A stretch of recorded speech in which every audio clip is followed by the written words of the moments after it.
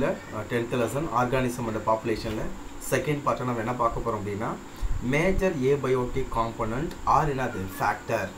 ஓகேங்களா, முக்கிய உயிரற்ற ஆக்கக்கூறுகள் அல்லது என்ன சொல்கிறோம் அப்படின்னா காரணிகள் அப்படிங்கிறத நம்ம பார்க்க போகிறோம். ஸோ ஃபஸ்ட்டு இதில் நம்ம என்னென்னலாம் பார்க்க போகிறோம் அப்படின்னா த ஏபயோட்டிக் ஃபேக்டர் இன்க்ளூடு யாரெல்லாம் வராங்க அப்படின்னா கெமிக்கல் அண்டு ஃபிசிக்கல் ஃபேக்டர். கெமிக்கல்னால் நம்ம என்ன சொல்லுவோம் அப்படின்னா உங்களுக்கு வந்து பார்த்திங்கன்னா ஒரு வேதி காரணிகள், ஃபிசிக்கல் அப்படின்னா இயற்பியல் காரணிகள். ஓகேங்களா, அதான் முக்கியமானது. The abiotic factor include chemical and physical factor which influence or affect the organism. அது அங்கே இருக்கக்கூடிய ஆர்கானிசம் ஒரு உயிரினத்தை பாதிக்குது. And their functioning in the environment, அது சுற்றுப்புறத்தோடு இருக்கக்கூடிய அதோடைய ஃபங்க்ஷனிங், அதோடைய ரோலை அஃபெக்ட் பண்ணுது யார்? அந்த ஏபயோட்டிக் ஃபேக்டர். எஸ்பெஷலி வந்து பார்த்தீங்கன்னா ஃபிசிக்கல் அண்டு கெமிக்கல்னு கொடுத்துருக்காங்க. ஓகேங்களா, இந்த காமன் ஏபயோட்டிக் ஃபேக்டர் தான் நம்ம இங்கே பார்த்துட்ருப்போம். என்னென்னலாம் இருக்குது அப்படிங்கிறத நம்ம காமன் ஏபயோட்டிக் ஃபேக்டர் அப்படிங்கிறத கொடுத்துருக்காங்க. இந்த காமன் ஏபயோட்டிக் ஃபேக்டரை நம்ம என்னென்ன பார்க்குறோம் அப்படின்னா இங்கே ஒன்று வந்து பார்த்திங்கன்னா டெம்பரேச்சர் நம்ம பார்க்க போகிறோம், வெப்பநிலை. ரெண்டாவது வந்து பார்த்திங்கன்னா லைட்டு, இது ஒரு ஏபயோட்டிக் ஃபேக்டர். மூணாவது வந்து பார்த்திங்கன்னா வாட்டர். நாலாவது வந்து பார்த்திங்கன்னா சாயில். அஞ்சாவது வந்து பார்த்திங்கன்னா உங்களுக்கு விண்டு, காற்று. ஆறாவது வந்து பார்த்தீங்கன்னா ஹியூமிடிட்டி, ஈரப்பதம் மற்றும் ஆல்டிடியூட், ஹைட்டு. இதை பற்றி நம்ம பார்க்க போகிறோம். இதுதான் வந்து பார்த்திங்கன்னா ஒரு ஏபயோட்டிக் ஃபேக்டர். இந்த ஏபயோட்டிக் ஃபேக்டர் ஒரு ஆர்கானிசத்தை வந்து பார்த்திங்கன்னா உங்களுக்கு நிறைய அஃபெக்ட் பண்ணுது. ஓகேங்களா, ஸோ உயிரற்ற காரணிகள் என்பவை இதான் உயிரற்ற காரணி. It is abiotic. உயிரினங்களிலும் அவற்றின் செயல்பாடுகளிலும் இதான் முக்கியமானது. ஆர்கானிசம் அண்ட் தர் ஆக்டிவிட்டீஸ், உயிரினங்களிலும் அவற்றின் செயல்பாடுகளிலும் தாக்கத்தையும் பாதிப்பையும் ஏற்படுத்தும் இயற்பியல் மற்றும் வேதியியல் காரணிகளை உள்ளடக்கியது. இயற்பியல் மற்றும் வேதியியல் காரணிகளை உள்ளடக்கியது அப்படிங்கிறத கொடுக்குறோம். ஸோ இதில் ஃபஸ்ட்டு நம்ம என்ன பார்க்க போகிறோம் அப்படி வந்து பார்த்தோம் அப்படின்னா டெம்பரேச்சர். ஃபஸ்ட் நம்ம பார்க்க வேண்டிய டாபிக் வந்து பார்த்திங்கன்னா என்ன கொடுத்துருக்காங்க அப்படின்னா டெம்பரேச்சர். ஸோ டெம்பரேச்சரோட ரோல் என்ன அப்படிங்கிறத நம்ம பார்க்கலாம். டெம்பரேச்சர்னால தெரியும் உங்களுக்கு வெப்பநிலை. வெப்பநிலையால் நமக்கு என்ன வருது அப்படிங்கிறத நம்ம பார்க்கலாம்.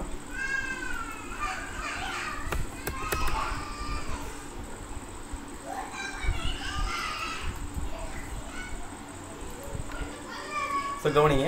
ஸோ இதில் ஃபஸ்ட்டு வந்து டெம்பரேச்சர், இதை நம்ம பார்க்க போகிறோம். இந்த டெம்பரேச்சரில் என்னென்ன கேட்டகரிஸ் இருக்குது அப்படிங்கிறத நம்ம பார்க்கலாம். ஸோ ஃபஸ்ட்டு பாயிண்ட் நோட் பண்ணிங்க.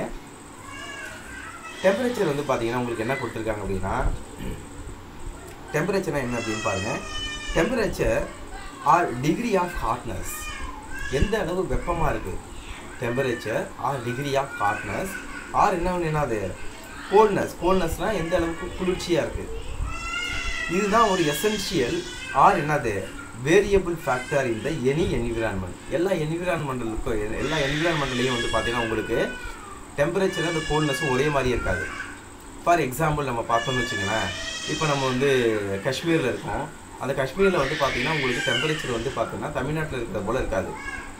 இப்போ ஊட்டியே எடுத்துங்க, தமிழ்நாட்டில் உள்ள ஒரு ஹில் ஸ்டேஷன் அப்படின்னா ஊட்டிலையும் இப்போ நம்ம தஞ்சாவூர்லேயும் வந்து பார்த்திங்கன்னா உங்களுக்கு டெம்பரேச்சர் ஒரே மாதிரியாக இருக்குமா அப்படின்னா நெவர்.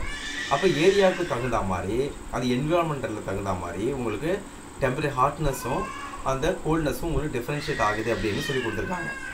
ஓகே, இது என்ன செய்யுது அப்படின்னா இதான் முக்கியமானது. It influences the metabolism. Metabolism அப்படிங்கிறது தமிழில் வளர்ச்சிதை மாற்றம் சொல்லுவோம். அதாவது ஒரு அனிமல்ஸோட ஆக்டிவிட்டீஸ். இப்போ நம்ம ஃபுட்டு உள்ளே போடுறோம் அப்படின்னா அந்த ஃபுட்டு வந்து டைஜஸ்ட் பண்ணி எனர்ஜியாக மாறுது. இதை நம்ம கேட்டபாலிசம்னு சொல்லுவோம். மீனிங் புரியுதா உங்களுக்கு? ஸோ இந்த கேட்டபாலிசம் நடந்தால் மட்டும்தான் இந்த நமக்கு எனர்ஜி கிடைக்குது. சேம் டைம்ஸ் வந்து பார்த்திங்கன்னா உங்களுக்கு ஃபார்மேஷன் ஆனபாலிசம் எனர்ஜி வந்து ப்ரொடியூஸ் ஆகுது. அப்போ மெட்டபாலிசம்ங்கிறது ரெண்டு ரியாக்ஷன் சேர்ந்தது. ஒன்று ஆனபாலிசம், இன்னொன்று என்னது கேட்டபாலிசம். அது அப்போ அந்த டெம்பரேச்சர் தான் உங்களுக்கு என்ன செய்யுது, இன்ஃப்ளூயன்ஸ் பண்ணுது, தூண்டுது. எதை? ஒரு அனிமல்ஸுடைய மெட்டபாலிசத்தை. நெக்ஸ்ட் வந்து பாருங்கள், ஒரு அனிமல்ஸுடைய பிஹேவியரை, அதனுடைய நடத்தை முறைகளை தீர்மானிக்கிறது டெம்பரேச்சர். நார்மலாகவே டெம்பரேச்சர் அதிகமாக இருக்கும்போது அந்த ஆர்கானிசத்தில் வந்து பார்த்திங்கன்னா ஆக்டிவிட்டீஸ் அதிகமாக இருக்கும், பிஹேவியரும் வந்து ஆக்டிவிட்டீஸ் அதிகமாக இருக்கும். அதே நம்ம வந்து இப்போ ஒரு சம்மரில் வந்து பார்த்திங்கன்னா நம்மளுடைய ஆக்டிவிட்டீஸ் வந்து அதிகமாக இருக்கும். இன்னொன்று நம்ம வந்து முன்னாடியே எழுந்திரிச்சிருவோம், 6 மணிக்கு 5:30 எழுந்திரிச்சிருவோம். ஆனால் இந்த ரெய்னிங் சீசன், இந்த குளிர்காலத்தில் நம்மளோட பிஹேவியர், மெட்டபாலிசம் கம்மியாக இருக்கும். அது உங்களுக்கே தெரியும். 8 மணி ஆனாலும் போர்வை இழுத்து போட்டு தூங்குவோம். ஏன்? கோல்ட்னஸ். நெக்ஸ்ட்டு ஒரு ஆர்கானிசத்தோட பிஹேவியரை தீர்மானிக்குது அந்த டெம்பரேச்சர். அண்ட் ரீப்ரொடக்ஷன் ஆல்சோ அது யார் டிட்டர்மைன் பண்ணுறா? இந்த டெம்பரேச்சர் தான் தீர்மானிக்குது அப்படிங்கிறாங்க. டிட்டர்மைன், இன்ஃப்ளூயன்ஸ், தூண்டுது. ஓகே, நெக்ஸ்ட் பாருங்க, the development and even death of the organism. ஒரு ஆர்கானிசத்தோட வளர்ச்சி, ஒரு ஆர்கானிசத்தோட இறப்பு எல்லாத்தையும் தீர்மானிக்கிறது யார் அப்படின்னா டெம்பரேச்சர் அப்படிங்கிறாங்க. இப்போ நம்மளே ஒரு குறிப்பிட்ட டெம்பரேச்சருக்கு மேலே நம்ம சர்வே பண்ண முடியாது. அதுக்காக தான் நம்ம என்ன செய்யணும், ஆர்டிஃபிஷியலாக வீட்டை வந்து கூல் பண்ணுறதுக்கு ஏசி இதெல்லாம் இது வாங்கி வச்சுருக்கோம். அப்போ நம்மளால் அதை சர்வே பண்ண முடியல, அதனால் கூலிங்க்கு வந்துடணும். இதுக்கே அடிக்ட் ஆனோம்னா வெளில சுத்தமாக போக முடியாது. நார்மல் டெம்பரேச்சரோடு நம்ம தாங்க முடியாது.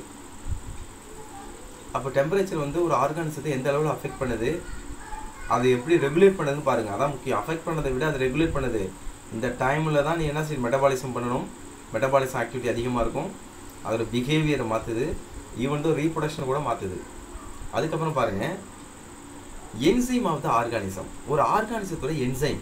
ஏன்னா ஒரு என்சைம்ங்கிறது டெம்பரேச்சர் ஒரு குறிப்பிட்ட அளவு தான் அந்த டெம்பரேச்சரை அந்த என்சைமால் டாலரேட் பண்ண முடியும். அதுக்கு மேலே டெம்பரேச்சர் அதிகமாகிடுச்சுன்னா என்ன ஆகும் அப்படின்னா அது டீநேச்சர் ஆகிடும். அந்த என்சைம் வந்து நொதி வந்து செயலற்றதாக போயிடும். ஸோ அதையும் இன்ஃப்ளூயன்ஸ் பண்ணுது தானே. Enzyme of the organism are temperature sensitivity. Temperature சென்சிட்டிவிட்டினா உங்களுக்கு என்ன அர்த்தம்? அது வந்து பார்த்தீங்கன்னா முக்கியமாக என்ன செய்யுது வந்து பார்த்தீங்கன்னா அதுக்கு பாதிக்கக்கூடியதாக இருக்குது. அதான் சென்சிட்டிவிட்டினா உணர்திறன் கொண்டவை நொதிகள் வந்து பார்த்தீங்கன்னா. அடுத்த பாயிண்ட் பாருங்கள், it also determination of sex. ஒரு உயிரினத்துடைய பாலினத்தை தீர்மானிக்குது. இதை பற்றி நம்ம டிஸ்கஸ் பண்ண போகிறோம். இப்போ நம்ம கோழி அடை காக்கிறோன்னா அந்த அடை காக்கிறதுலே டெம்பரேச்சர் அதிகமானதுன்னா அது வந்து உங்களுக்கு வந்து ஹென்னாக மாறுது. ஓகேங்களா? அந்த டெம்பரேச்சர் அந்த கோழி முட்டை அடை காக்குதில்ல, அது அங்கேயே உட்காந்து நல்லா அடை காத்துக்கிட்டே இருந்ததுன்னா உங்களுக்கு சேவலாக மாறுது. டெம்பரேச்சர் கொஞ்சம் கம்மியானுச்சுன்னா அது பெட்டை கோழியாக மாறுது. அப்போ டெம்பரேச்சர் வந்து ஒரு செக்ஸை வந்து டிட்டர்மைன் பண்ணுது, அது மேலா ஃபீமேலானு. நெக்ஸ்ட் செக்ஸ் ரேஷியோ, பாலின விகிதம். இந்த டெம்பரேச்சரில் மேல் தான் சர்வே ஆகும், சில நேரத்தில் இந்த டெம்பரேச்சரில் ஃபீமேல் தான் அது சர்வே ஆகும். அப்போ இந்த செக்ஸ் ரேஷியோவை டிட்டர்மைன் பண்ணுது. நெக்ஸ்ட் ஒன்று maturation of the gonad. Gonad அப்படிங்கிறது ஒன்றும் கிடையாது, இனப்பெருக்க உறுப்பு. மேலில் டெஸ்டிஸ்ன்னு நம்ம சொல்லுவோம் நமக்கு ஹியூமனில், ஃபீமேலில் வந்து பார்த்தீங்கன்னா நம்ம ஓவரின்னு சொல்லுவோம். அந்த மெச்சுரேஷன் அந்த பாலின உறுப்புகளுடைய முதிர்ச்சியை தீர்மானிக்கிறது யார் அப்படின்னா வெப்பநிலை. ஓகேங்களா? நெக்ஸ்ட் வந்து பாருங்கள், அதான் கொடுத்துருக்காங்க, gametogenesis, formation of the gamete and reproduction are influenced by the யார் டெம்பரேச்சர். டெம்பரேச்சர் தான் அதை எல்லாத்தையும் இன்ஃப்ளூயன்ஸ் பண்ணுது அப்படிங்கிறத கொடுத்துருக்காங்க. அடுத்த point, temperature affect size and colouration of the organism. ஒரு ஆர்கானிசத்துடைய அளவு, ஒரு ஆர்கானிசத்துடைய வண்ணம், கலர், இது எல்லாத்தையும் தீர்மானிக்கிறது யாருன்னா டெம்பரேச்சர். இதை நம்ம நார்மலாகவே நோட் பண்ணிக்கலாம். நம்மளாம் எந்த ரீஜனில் இருக்கோம் அப்படின்னு வந்து பார்த்தீங்கன்னா ஈக்குவேட்டர்லேருந்து வந்து பார்த்தீங்கன்னா நம்ம வந்து சப்ட்ராபிக் ரீஜனில் இருக்கோம். ஓகேங்களா? இப்போ இருக்கும்பொழுது நமக்கு வந்து டெம்பரேச்சர் கொஞ்சம் ஆப்பரேட்டாக தான் இருக்கும். அதே டெம்பரேச்சர் ஹையாக இருக்கக்கூடிய ஆஃப்ரிக்கன் கண்ட்ரிலாம் வந்து பார்த்தீங்கன்னா உங்களுக்கு டெம்பரேச்சர் அதிகமாகும்போது அங்கே வந்து பிளாக் பீப்புள், நீக்ரோஸ்ன்னு சொல்லுவாங்க, மெலனின் வந்து அவங்க பாடியில் அதிகமாக இருக்கும், மெலனின். அப்போ மெலனின் அதிகமாக இருக்கிறது காரணம் டெம்பரேச்சர். அதே நீங்கள் வந்து டெம்பரேட் ரீஜன் போனோம்னு வச்சுக்கலாம், இந்த அமெரிக்கா, இந்த கனடா இங்கெல்லாம் போனோம் அப்படின்னா அவங்களுடைய ஸ்கின் கலர் உங்களுக்கு தெரியும், ஒயிட் கலராக இருப்பாங்க. அங்கே வந்து டெம்பரேச்சர் லோவாக இருக்குது. லோவாக இருக்கிறதுனால கலரேஷன் ஆஃப் த ஆர்கானிசம் கம்மியாக இருக்குது. இதெல்லாம் நம்ம தெரிஞ்சுக்கணும். ஓகே, அதுக்கப்புறம் பாருங்கள், temperature influences distribution of the organism. இப்போ ஒரு ஆப்டிமம் டெம்பரேச்சர் இருந்தால் தான் அந்த இடத்துல ஆர்கானிசம் வந்து சர்வே ஆகும். அப்போ அது ஒரு ஆர்கானிசம் வந்து பரவுறதுக்கு யார் காரணமாக இருக்கா அப்படின்னா டெம்பரேச்சர் வந்து காரணமாக இருக்குது அப்படிங்கிறத கொடுத்துருக்காங்க. அடுத்த பாயிண்ட் பாருங்கள், the tropic have high diversity. இப்போலாம் நம்மளாம் நீங்கள் எங்கே இருக்கோம் அப்படின்னா ட்ராபிக்கில் தான் இருக்கோம். Tropic region, subtropic region. அப்போ tropic region have the higher diversity and density of the population. இப்போ இந்தியாவிலையும் சைனாவிலையும் மக்கள் தொகை அதிகமாக இருக்கிறதுக்கு காரணம் நம்ம டிராபிக் அண்டு சப்ட்ராபிக் ரீஜனில் இருக்கோம். அப்போ இங்கே ஆப்டிமமான டெம்பரேச்சர் இருக்குது, அதனால் பாப்புலேஷன் அதிகமாக இருக்குது அப்படிங்கிறத கொடுத்துருக்காங்க. பாப்புலேஷன் வந்து அதிகமாக இருக்குது அப்படிங்கிறத கொடுத்துருக்காங்க. அதுக்கப்புறம் பாருங்கள், when compared to the temperate and polar region, polar ரீஜன்னா துருவ பகுதி, அந்த இடத்துல ஆர்கானிசம் இருக்குமா அப்படின்னா இருக்கும், நம்பர்ஸ் கம்மியாக இருக்கும். வேர்ல்டு பாப்புலேஷன் போலார் ரீஜன் அதிகம்னு சொல்ல முடியுமா? முடியாது. அதேமாரி டெம்பரேட் ரீஜன்னா உங்களுக்கு டெம்பரேச்சர் அதிகமாக உள்ள ரீஜன் கிடையாது, டெம்பரேச்சர் லோ.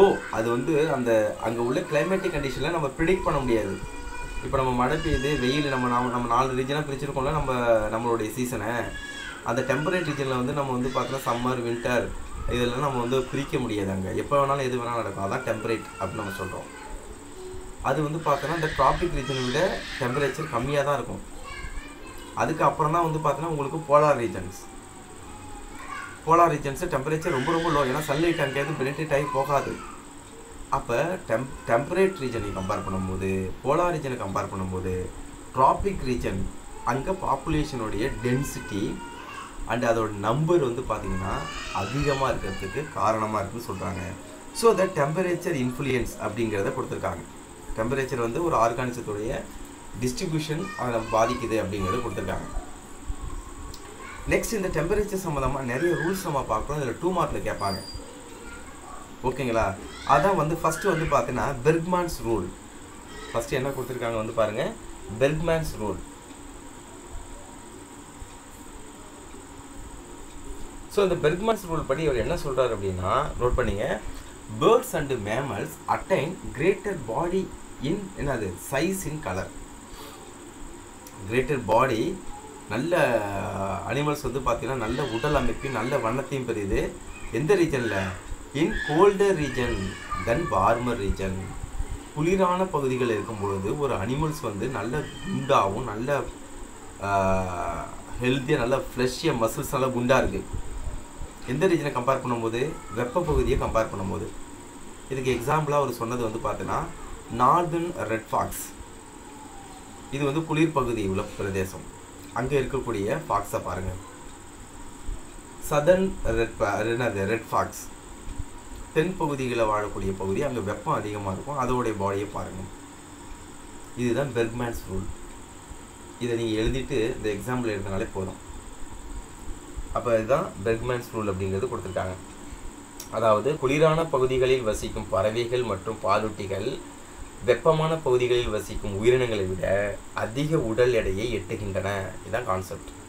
அப்போ குளிரான இடத்துல உள்ள அனிமல்ஸு, பேர்ட்ஸ் வந்து பார்த்திங்கன்னா நல்ல சைஸில் பெருசாக இருக்குது அப்படிங்கிறத கொடுத்துருக்காங்க.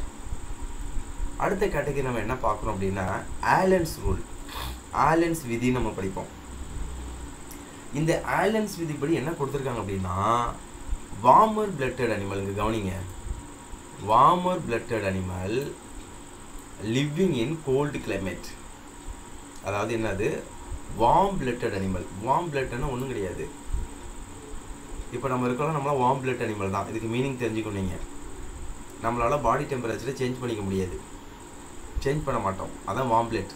கோல்டு பிளட்டட் அனிமல்னால் இப்போ 0 டிகிரி செல்சியஸ் இருக்குன்னா அதோட பாடி டெம்பரேச்சர் 0 டிகிரி செல்சியஸுக்கு மாறிடும், அது கோல்டு பிளட்டட். வார்ம் பிளட்டட் அப்படின்னா வெப்பநிலை மாறாத விலங்குகள்னு அர்த்தம். மாறுனுச்சுன்னா அது வந்து ஃபீவராக போயிடும். நம்ம பாடி டெம்பரேச்சர் குறைஞ்சிதுன்னா அது வந்து குளிர் காய்ச்சல்னு நம்ம சொல்லுவோம்.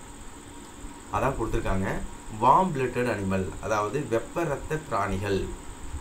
நம்மளால் அதோடைய பாடி டெம்பரேச்சரை மாற்றாது. ஆனால் அது எங்கே உயிர் வாழுது? தி living in the Coulter climate. ஒரு ஊட்டி, கொடைக்கானல் அந்த ஏரியாவில் உயிர் வாழுதுன்னு வச்சுங்க. இப்போ ரேபிட் நம்ம பார்க்குறோம். ரேபிட் வந்து பார்த்தோன்னா மேமல் தான், அது வார்ம் பிளட்டட் அனிமல் தான். அது எங்கே உயிர் வாழுது? ஊட்டியில். டெண்ட் டு ஹேவ் என்ன கொடுத்துருக்காங்க? Shorter limbs. அது கை கால்கள் சின்னதாக இருக்கும்.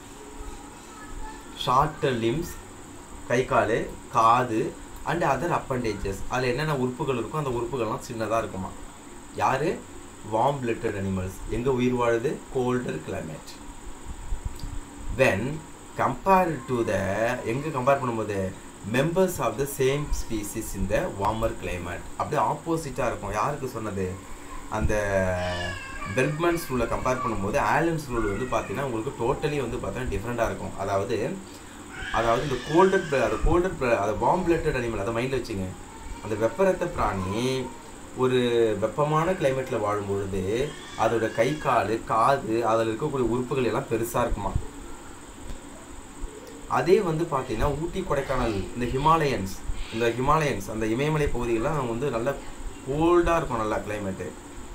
அங்கே போய் இந்த முயல் வரும்பொழுது அந்த முயலுடைய கை கால் காது அதோடைய அப்பண்டேஜஸ்னால் கை கால் தான் நம்ம சொல்லுவோம். அது பாடியிலேருந்து என்னென்னலாம் ப்ரொஜெக்ஷன் ஆகிருக்கோ அதெல்லாம் அப்பண்டேஜஸ், அதெல்லாம் குட்டியாக இருக்குது அப்படிங்கிறது கொடுத்துருக்காங்க. இதுக்கு இவங்க எக்ஸாம்பிள் கொடுத்துருக்கிறது தான் இங்கே பாருங்கள், லிப்பஸ் ஆர்டிகஸ். இது வந்து ஒரு குளிர் பகுதியில் வரக்கூடிய ஒரு முயல். நெக்ஸ்ட்டு என்னது, லிப்பஸ் அமெரிக்கானஸ், அமெரிக்காவில் இருக்கக்கூடிய பகுதி, அது உங்களுக்கு எப்படி இருக்குன்னு தெரியும். லிப்பன் கலிஃபோர்னிகுலஸ், இது கலிஃபோர்னியா வாழக்கூடிய முயல். இது லிப்பன் ஆலனி, இது டிராபிக் ரீஜன்லாம் இந்தியா சைனா இங்கே வாழக்கூடிய முயல். அப்போ இதை பாருங்கள், உங்களுக்கு இதை பார்த்தாலே தெரியும் கோல்டர் கிளைமேட்லேருந்து ஹையர் கிளைமேட் வரைக்கும் உங்களுக்கு கொடுத்துருக்காங்க. இதை சொல்கிறது தான் வந்து பார்த்தீங்கன்னா உங்களுக்கு என்ன ரூல் அப்படின்னா ஆலன் ரூல் அப்படிங்கிறத கொடுத்துருக்காங்க. ஓகேங்களா, ஆலன் ரூல்.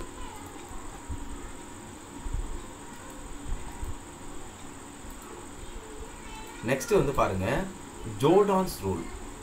அடுத்த கேட்டகரி நம்ம என்ன பார்க்க போறோம்னா ஜோர்டான்ஸ் ரூல். அதாவது இங்கே இவர் என்ன சொல்லியிருக்காரு, ஜோர்டான்ஸ் அப்படிங்கிற அவருடைய விதிப்படி இங்கே என்ன கொடுத்துருக்காங்க பாருங்க, when water temperature is low. இவர் வந்து இங்கே அங்கே இது வரைக்கும் நம்ம பார்த்தது வந்து கிளைமேட்டிக் டெம்பரேச்சர். இப்போ நம்ம ஜோர்டான்ஸ் சொல்றது வந்து பார்த்தோன்னா water temperature. when water temperature is low, தண்ணீரில் வெப்பம் வந்து குறையும் பொழுது some animal develop என்னது more number of vertebrae, பேக் போனும் அதிக அளவில் ப்ரொடியூஸ் பண்ணுதுங்கிறாங்க. when water temperature தான் ரொம்ப முக்கியம் is low, some animal develop என்னது more number of vertebrae. ஓகேங்களா, more number of vertebrae. இது வந்து ஜோர்டான்ஸ் விதி. அதாவது சில நீர்வாழ் சூழலில் நீரின் வெப்பநிலை மீன்களின் உடல் அமைப்பு மற்றும் எண்ணிக்கைக்கும் எதிர்மறை தொடர்பு இருப்பதாக கண்டறியப்பட்டுள்ளது. அதாவது குறைவான வெப்பநிலையில் அதிக எண்ணிக்கையில் முதுகெலும்பிகள் உருவாக்கப்படுகின்றன. அதாவது ஜோர்டான் விதி. Okay, when water temperature is low, இதான் முக்கியமானது. வாட்டர் டெம்பரேச்சர் கம்மியாக இருக்கும்போது முதுகெலும்பு அந்த பேக் போனில் இந்த வெர்டிப்ரே வந்து அதிக அளவில் ப்ரொடியூஸ் பண்ணுது. அதுவே when டெம்பரேச்சர் ஹையாக இருக்கும் பொழுது தண்ணியில் என்ன ஆகுது, the vertebrae is less. இது வந்து அக்வாட்டிக் ஆர்கானிசம், ஃபிஷ்ஷு, அது தண்ணியில் இருக்கக்கூடிய உயிரினங்களுக்கு இது எக்ஸாம்பிளாக சொல்கிறாரு. அவர் ரிசர்ச் பண்ணியிருக்காரு. ஜோர்டான்ஸுங்கிற சயின்டிஸ்ட் வந்து பார்த்திங்கன்னா ஒரு பக்கம் கோல்டான டெம்பரேச்சரில் ஒரு ஃபிஷ்ஷெலாம் கல்ச்சர் பண்ணியிருக்காரு. இன்னொரு பக்கம் வார்மர் கண்டிஷனில் இது பண்ணும்போது டெம்பரேச்சர் லோவாக உள்ளதில் உங்களுக்கு பேக் போன் அதிக அளவில் நம்பர்ஸ் ப்ரொடியூஸ் பண்ணியிருக்கு.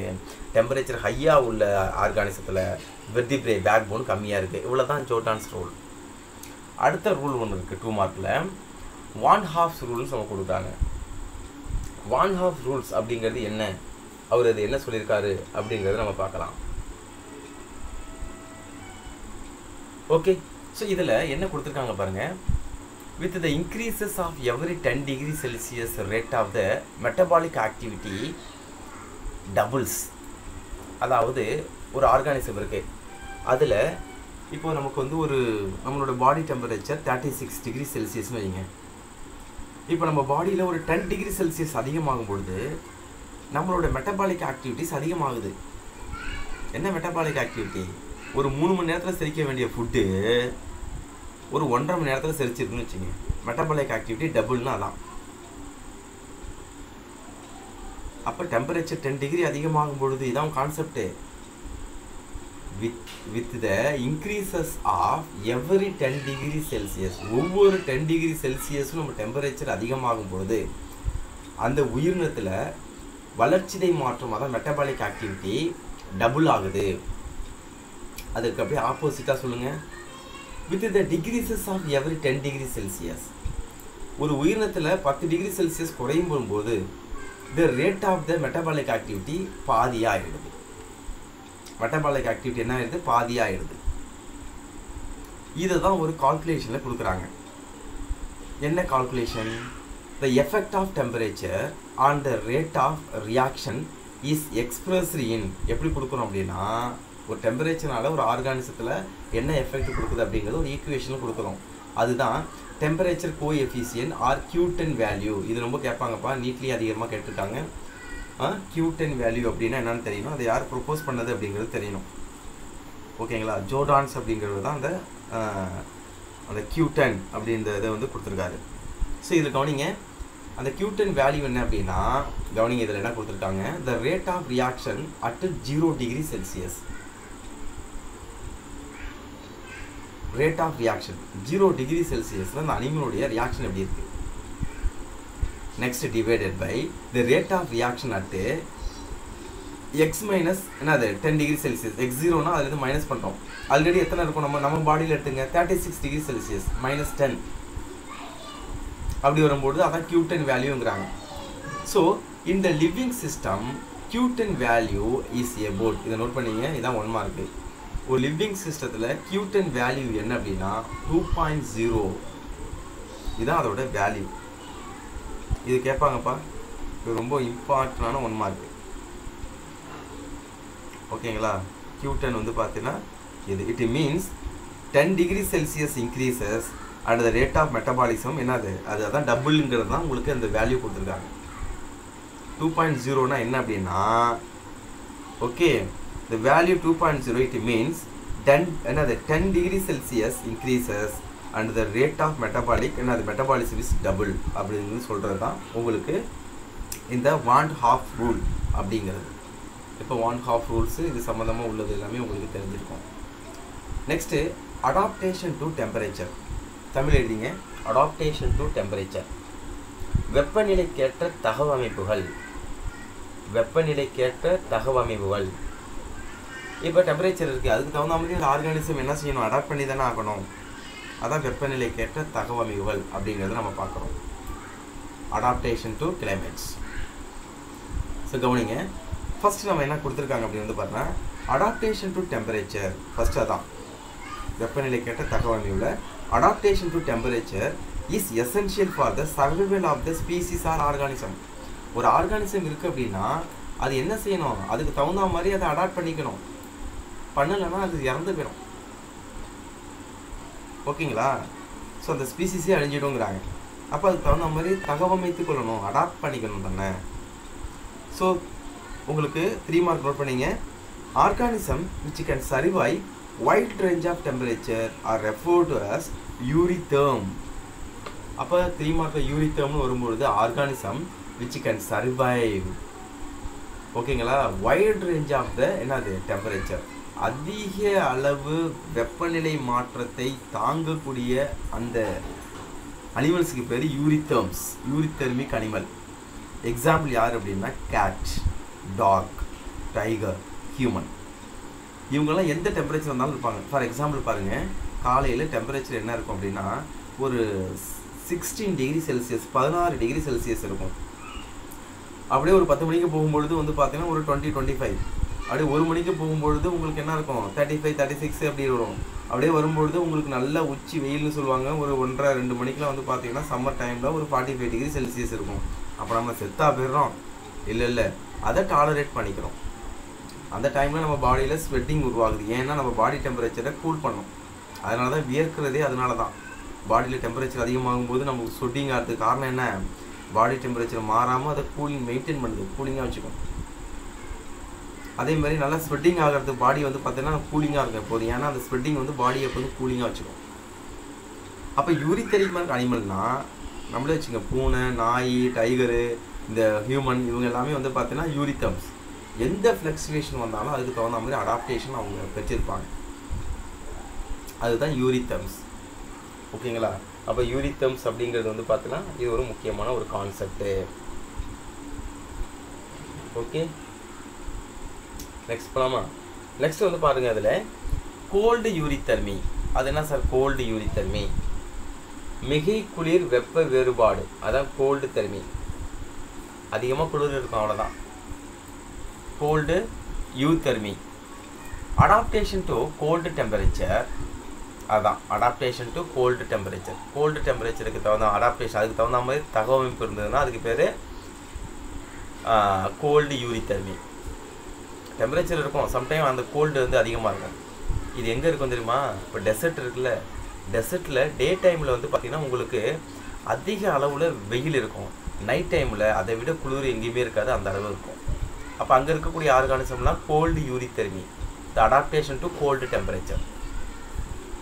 ஸ்டீனோதெர்மின்னு ஒன்று இருக்குது. ஸ்டீனோதெர்மினா என்ன அப்படின்னா ஸ்டீனோனா நேரோன்னு அர்த்தம். The organism which can tolerate only the narrow range of the temperature. இது நோட் பண்ணிங்க, இதான் முக்கியமானது. நேரோ ரேஞ்ச் ஆஃப் த டெம்பரேச்சர், குறுகிய அளவு வெப்பநிலை மாற்றத்தை மட்டுமே தாங்கிக்கும். அதான் ஸ்டீனோதெர்மி. ஸ்டீனோதெர்மினா அதான் மீனிங், குறுகிய அளவு வெப்பநிலையை மட்டுமே தாங்கிக்கும். எக்ஸாம்பிள் வந்து பாருங்கள், ஃபிஷ்ஷு, ஃப்ராகு, லிசார்டு, இன்னொன்று என்ன, அது ஸ்னேக். டெம்பரேச்சர் அதிகமாகிடுச்சுன்னா என்ன ஆகும்? அந்த ஃபிஷ்ஷெலாம் இறந்து போயிடும், ஃப்ராக்லாம் இறந்து போயிடும். ஒரு 2 டிகிரி என்னது -2 அல்லது +2, அதில் வந்து பார்த்திங்கன்னா உங்களுக்கு 2 டிகிரி செல்சியஸ் +or- இதில் தான் அந்த ஆர்கானிசம் வந்து டாலரேட் பண்ணும்.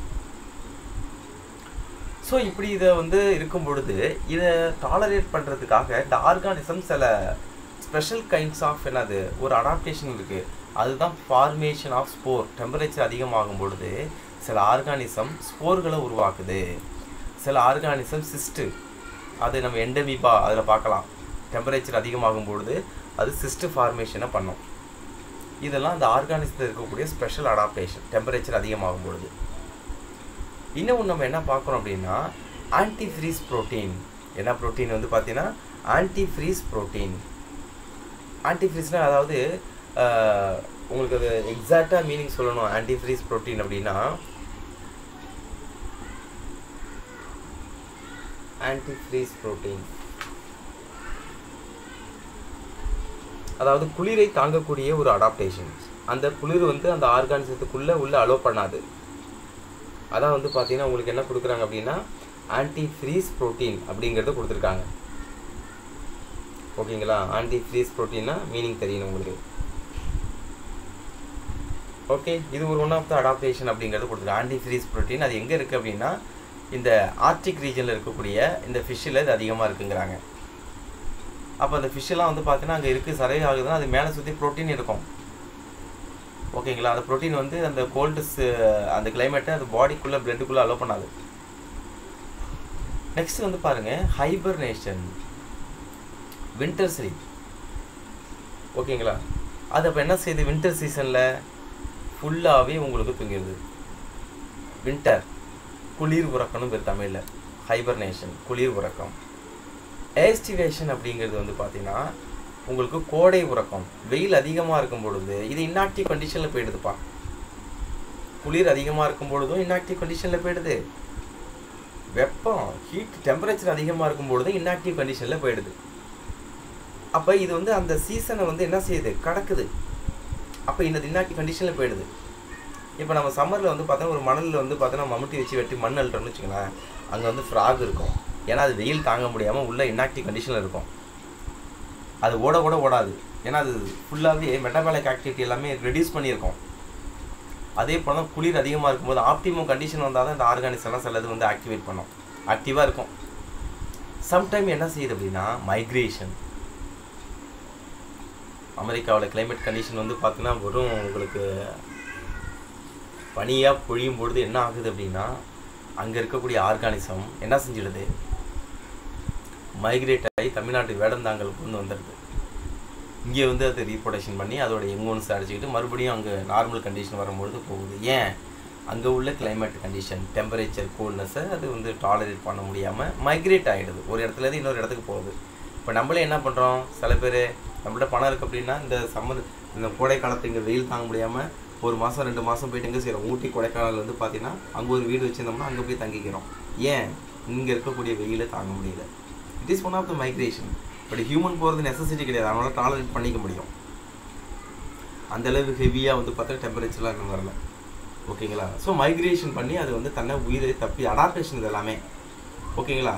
இதெல்லாம் are the adaptation to the temperature. டெம்பரேச்சருக்காக அந்த ஆர்கானிசம் பெற்றுள்ள ஒரு அடாப்டேஷன் அப்படிங்கிறத இங்கே கொடுத்துருக்காங்க.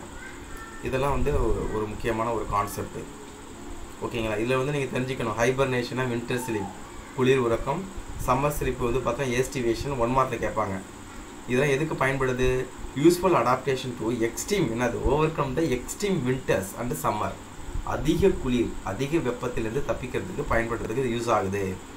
இன் சர்டன் கண்டிஷனில் மைக்ரேஷன், அதான் மைக்ரேஷனாக பரவல்னு அர்த்தம், ஒரு இடத்துலேருந்து இன்னொரு இடத்துக்கு மூவ் ஆகிறது.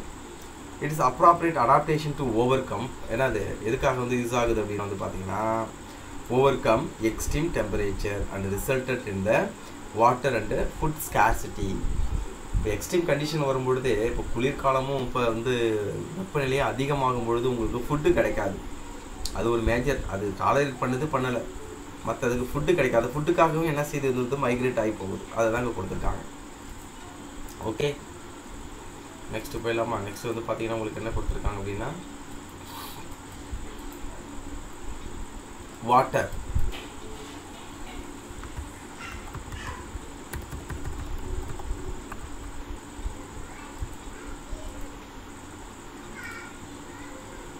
உங்களுக்கு நெக்ஸ்ட் வந்து பார்த்தா லைட் கொடுத்துருக்காங்க.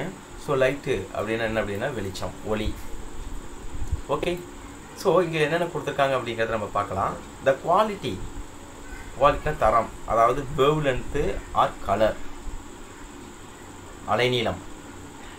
த intensity and duration of the light are என்ன சொல்கிறோம் சிக்னிஃபிகண்ட் ஆஃப் த ஆர்கானிசம். இப்போ நம்மளே எடுத்துக்க, இப்போ பூமியிலே நம்ம இதிலே வந்து பார்த்தோன்னா 12 ஹவர்ஸ் வந்து பார்த்திங்கன்னா நம்ம என்னவா பிரிக்கிறோம் அப்படின்னா டே டைம் ஆகும். 12 ஹவர்ஸ் வந்து பார்த்திங்கன்னா உங்களுக்கு சன்லைட்டோடைய டென்சிட்டி லோ கம்மியாகுது, நைட் டைம் ஆகும் நம்ம பிரிக்கிறோம். ஸோ அந்த லைட் வந்து எவ்வளோ ஒரு இன்டென்சிட்டி அப்படிங்கிறத பாருங்கள். இது சம்மந்தமாக இந்த ரிசர்ச் நான் சொல்லிடுறேன் உங்களுக்கு. Light influences the growth. ஒரு ஆர்கானிசம் இருக்குது அப்படின்னா அதில் கண்டிப்பாக லைட்டு வந்து தேவை. ஓகேங்களா, ஒரு பிளான்ட் இருக்குன்னா அந்த பிளான்ட்டுக்கு லைட்டு தேவை. அப்போ தான் ஃபோட்டோசிந்தசிஸ் பண்ண முடியும். அது ஃபோட்டோசிந்தசிஸ் பண்ணால் தான் அது வளர முடியும். அதே போல் அது எதை தீர்மானிக்குது? பிக்மெண்டேஷன். ஒரு ஆர்கானிசத்தோட நிறமிகளை தீர்மானிக்குது லைட்டு. லைட்டும் டெம்பரேச்சரும் ஒன் ஆஃப் த, லைட் அதிகமாக இருக்கும்போது டெம்பரேச்சர் அதிகமாகும், வேறு ஒன்றும் கிடையாது. இது மைக்ரேஷனை தீர்மானிக்குது. ஒரு ஆர்கானிசத்தை மெட்டபாலிசத்தை வளர்ச்சிதை மாற்றத்தை தீர்மானிக்குது. அண்டு ரீப்ரொடக்ஷனில் லைட்டு வந்து தீர்மானிக்குது அப்படிங்கிறாங்க. லைட் வந்து பார்த்தா எதுக்கு யூஸ் ஆகுது அப்படின்னா, it is essential for the vision. பார்வைக்கு லைட்டு வந்து ரொம்ப ரொம்ப முக்கியம். லைட் இல்லாமல் நம்ம பார்க்க முடியுமானா முடியாது. So in cave dwelling organism, கேவ்னா குகையில் வாழக்கூடிய ஆர்கானிசம். குகையில் இருக்கும்பொழுது உங்களுக்கு தெரியும் லைட் அங்கே இருக்காது.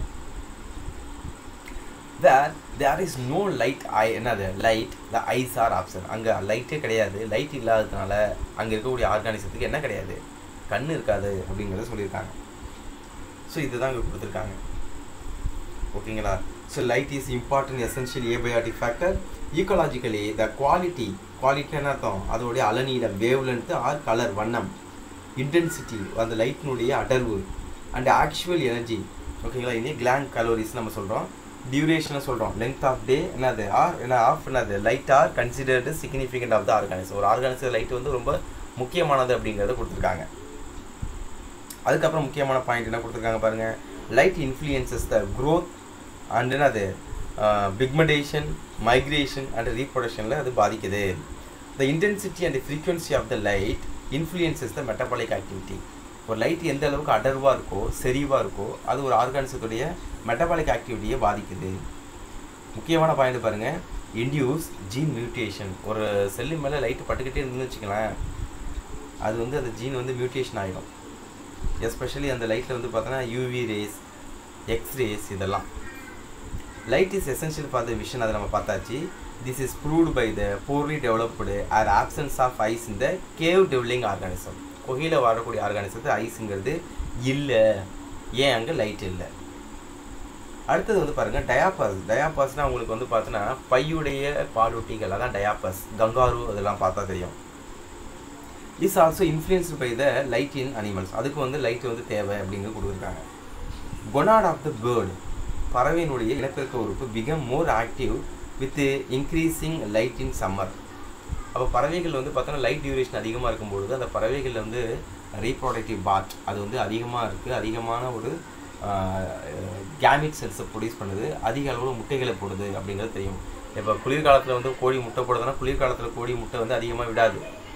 அதே வந்து சம்மரில் வந்து பார்த்தா லைட் டியூரேஷன் அதிகமாக இருக்கும், கோழி முட்டை போட்டுக்கிட்டே இருக்கும். So the light influences the locomotion and movement of the lower animal. ஒரு எர்த்வார்ம் போயிட்டு இருக்குன்னா அதே மாதிரி லைட்டு பட்டுக்கிட்டே இருந்ததுன்னா அது அங்கே போகாது, அதை டைரெக்ஷனை மாற்றிக்கும். அப்போ ஒரு ஆர்கானிசத்தோடைய மூவ்மெண்ட், எஸ்பெஷலி லோவர் ஆர்கானிசத்தோடைய மூவ்மெண்ட்டை தீர்மானிக்கிறது யார் அப்படின்னா இந்த லைட் அப்படிங்கிறத கொடுத்துருக்காங்க, ஒளி. ஓகேங்களா?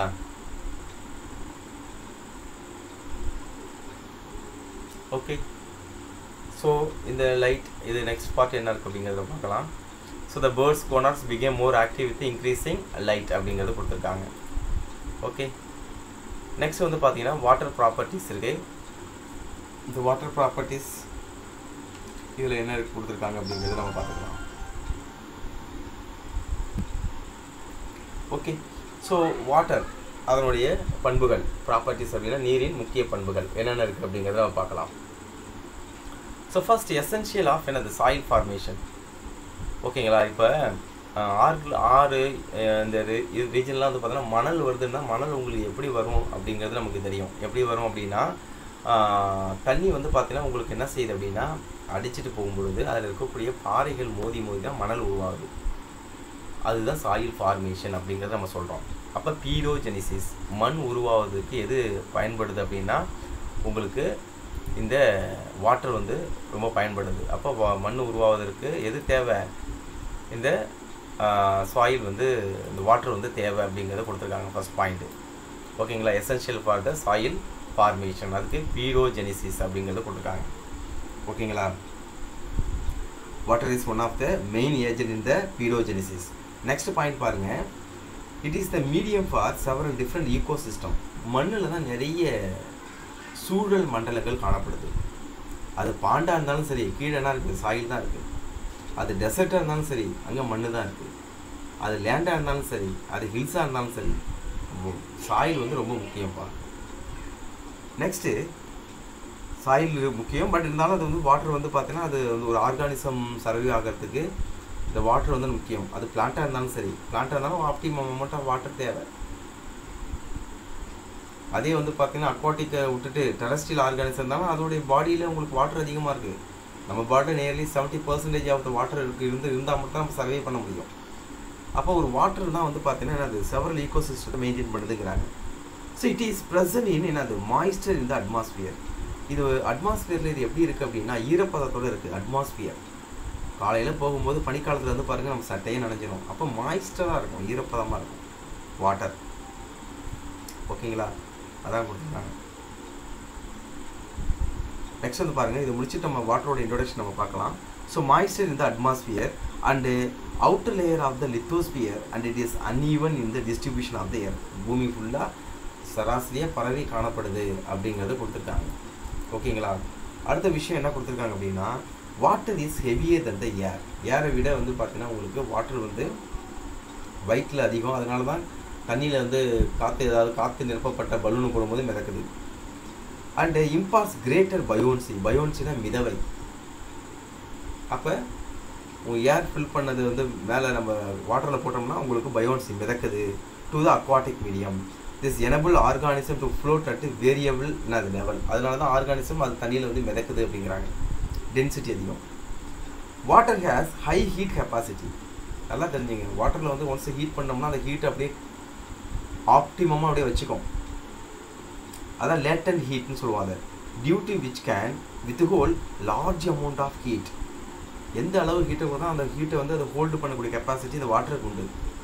ஓகேங்களா? அதுதான் அங்கே கொடுத்துருக்காங்க. ஓகே, நெக்ஸ்ட் பாயிண்ட் பாருங்கள். Thus ocean and lakes tend to maintain relatively constant temperature. அதனால தான் ஓஷனும் லேக் வந்து பார்த்தோன்னா அப்படியே டெம்பரேச்சர் மாறாமல் அப்படியே மெயின்டைன் பண்ணுது அப்படிங்கிறாங்க. And biosphere is relatively thermostable. அதனால தான் பயோஸ்பியர் உயிர்கோளம் டெம்பரேச்சர் மாறாமல் இன்னமும் அப்படியே இருக்குது. நெக்ஸ்ட் பாயிண்ட் பாருங்கள். Water is physically unique because it is less dense as a solid. Solid வந்து பார்த்தீங்கன்னா கம்பேர் பண்ணும்போது உங்களுக்கு வந்து பார்த்தீங்கன்னா ஒரு சிறப்பு வாய்ந்தது எப்படி இருக்குது வந்து பார்த்தீங்கன்னா ஒரு சிறப்பு வாய்ந்ததாக இருக்குன்னு நம்ம சொல்லலாம் வாட்டரை பொறுத்தளவு. அதே வந்து சாலியில் வந்து பார்த்தீங்கன்னா ஐஸாக இருக்கும். தென் as liquid.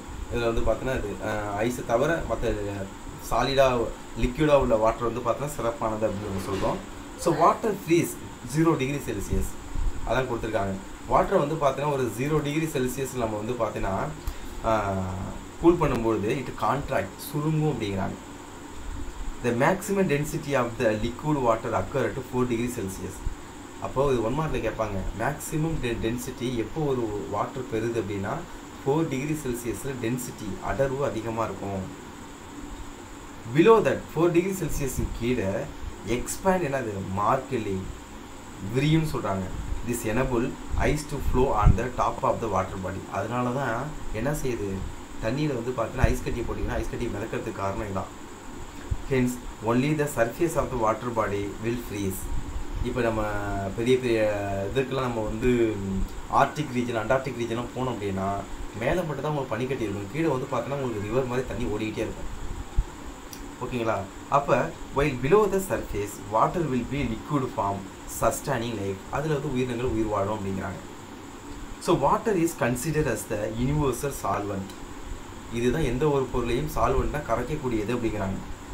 It is main medium by which chemical constituents are transported from abiotic component to the living component of the ecosystem.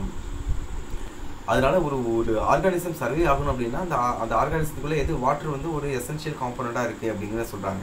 அப்போ ஏபயோட்டிக் காம்பனண்ட் வாட்டர் ஒரு பயோட்டிக் காம்பனண்ட்டுக்குள்ளே போகுது.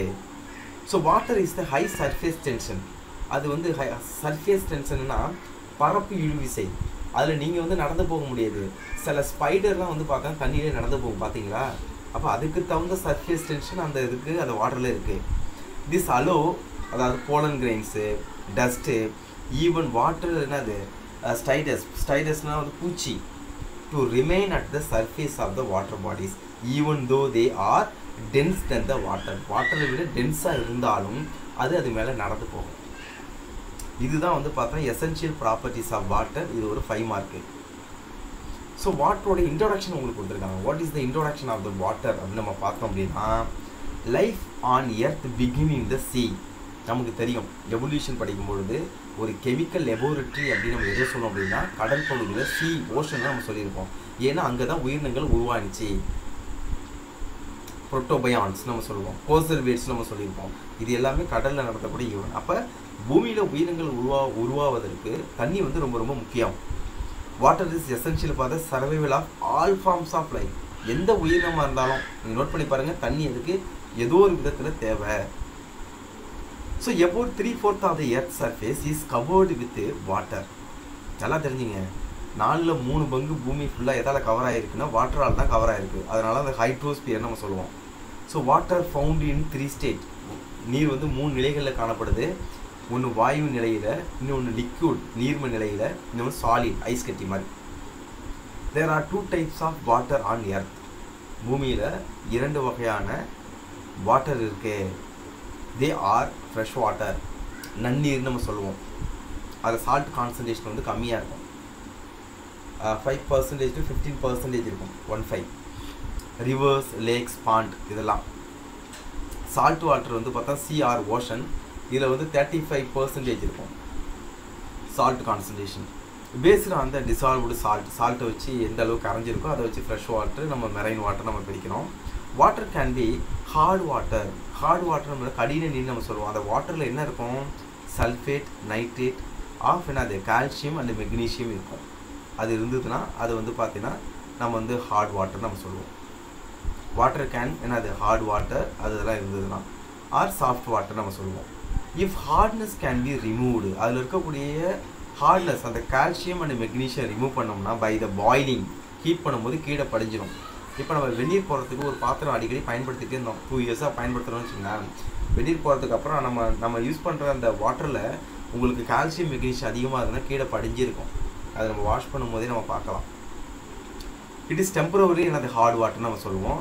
If boiling does not help at permanent. நீங்கள் boil பண்ணும் போது அந்த calcium இன்னொன்று வந்து பார்த்தீங்கன்னா அந்த மெக்னீஷியம் கீழே படிஞ்சிருந்துச்சுன்னா அது வந்து டெம்பரவரி ஹார்ட் வாட்டர். அது வந்து படையலை அப்படின்னா அது பர்மனன்ட் ஹார்ட் வாட்டர், நிரந்தரமான அது ஒரு நீர் அப்படிங்கிறது நம்ம கொடுத்துருக்கோம். ஓகேங்களா? ஸோ இதோடு நம்ம என்ன முடிக்கிறோம் அப்படின்னு நம்ம வந்து பார்த்தோம் அப்படின்னா இந்த டாப்பிக்கில் முடிக்கிறோம். நெக்ஸ்ட் கிளாஸில் நம்ம வந்து பார்த்தோன்னா சாயில் அதிலே நம்ம பார்த்துக்கலாம். ஸோ டியர் ஸ்டூடெண்ட்ஸ், நம்ம சேனலில் சப்ஸ்கிரைப் பண்ணாதவங்க கண்டிப்பாக சப்ஸ்கிரைப் பண்ணுங்கள். ஏதாவது டவுட் இருந்தால் கமெண்ட் செக்ஷனில் கமெண்ட் பண்ணுங்கள். Thank you students.